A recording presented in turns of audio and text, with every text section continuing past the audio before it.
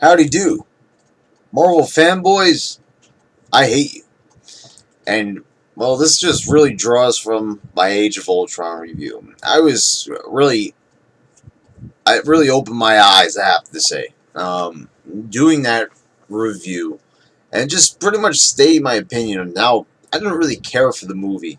I didn't really care for Age of Ultron because really, I thought it was a boring movie. I thought it was full of CGI. I thought it was just a really dull movie with just very two-dimensional characters that didn't pop off the screen to me. This is coming from somebody who really enjoyed Winter Soldier, enjoyed the first Thor movie. So not that I hated the characters, but I hated the way how the characters were portrayed in that movie. And I stated this pretty clearly. We almost did that video for an hour. And then I did a follow-up stating things that I was questioned on in the review. I answered pretty much every possible question there could have been to be answered. Any possible question that could have been posed. And I answered it all.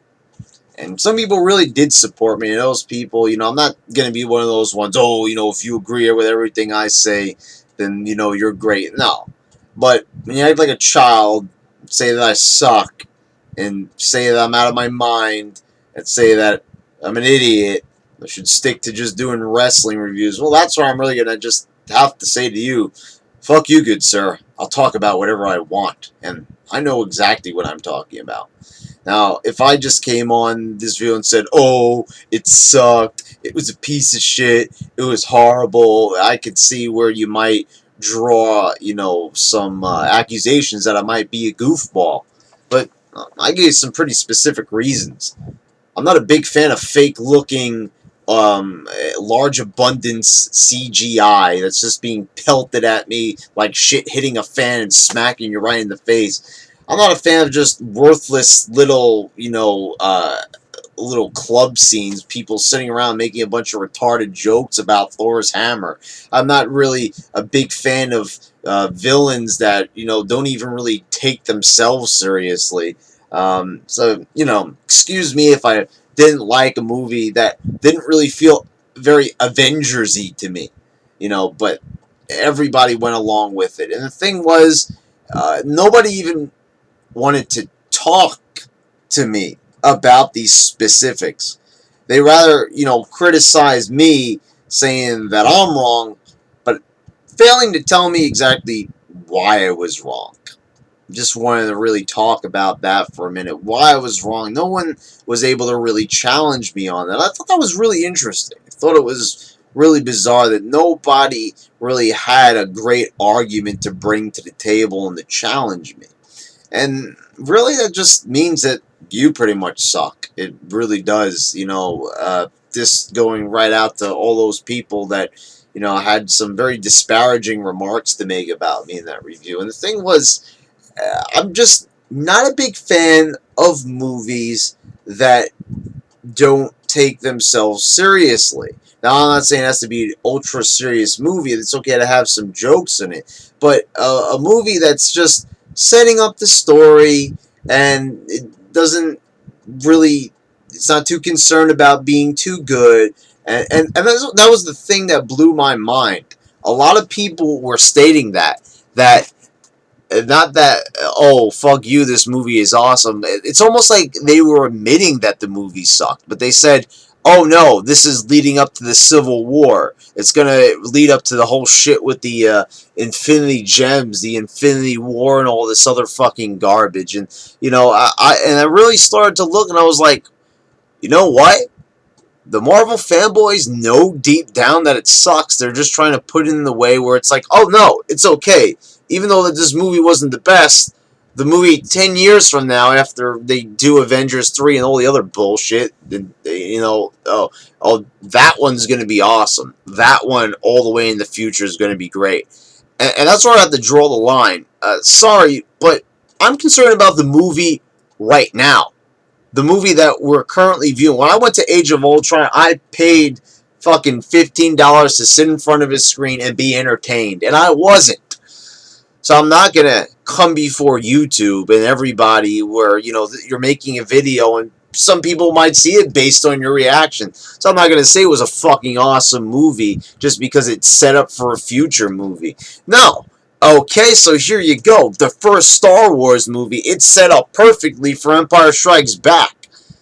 But George Lucas put everything he had, all his resources, into that first movie. So the second movie, when it came, you were fucking pumped and you wanted to see that other one, right?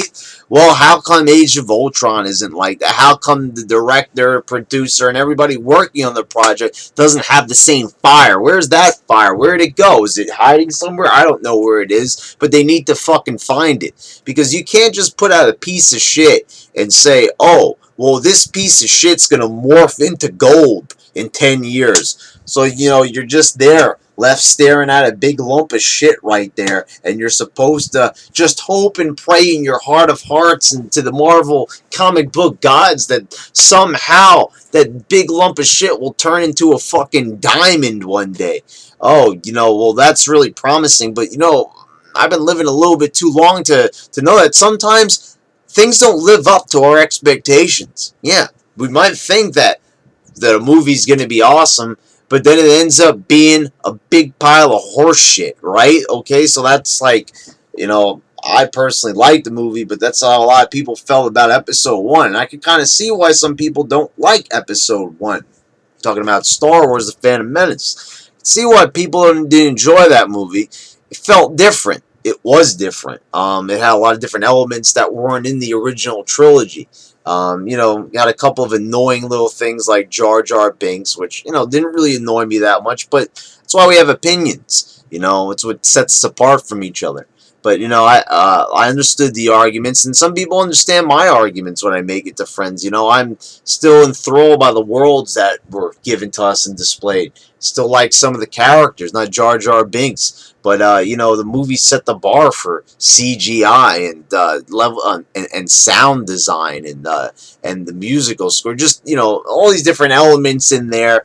Things that I enjoyed about the film. And, a lot of people appreciate what I had to say about it. And I will probably make a video about that in the future as we get closer to, Star Wars Episode 7, which I'm very excited about in December that's coming out. So we'll make a host of videos about that as well.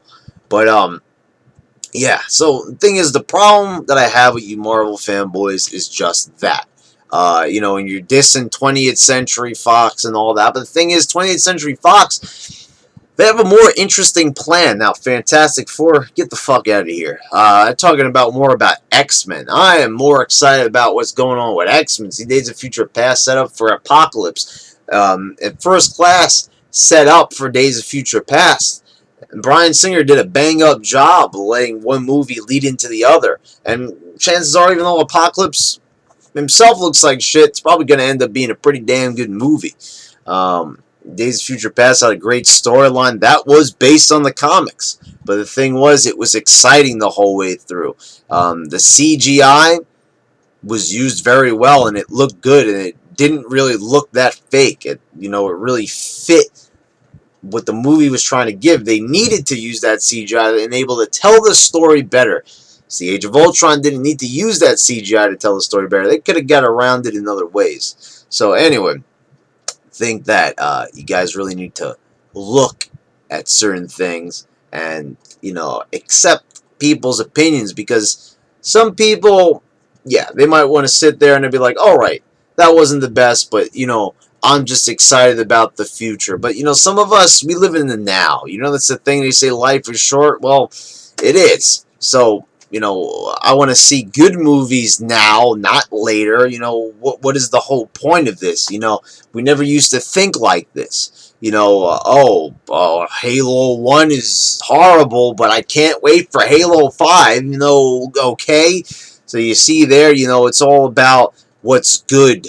We should like good things. We shouldn't like bad things that eventually will become good things. That's all I'm saying, and we'll talk about this more in the future. So yeah, Marvel fanboys just need to really wise up and really see what they're getting here. Because they're not really getting the whole picture, and they're not getting good movies. And That's just the fact of the matter.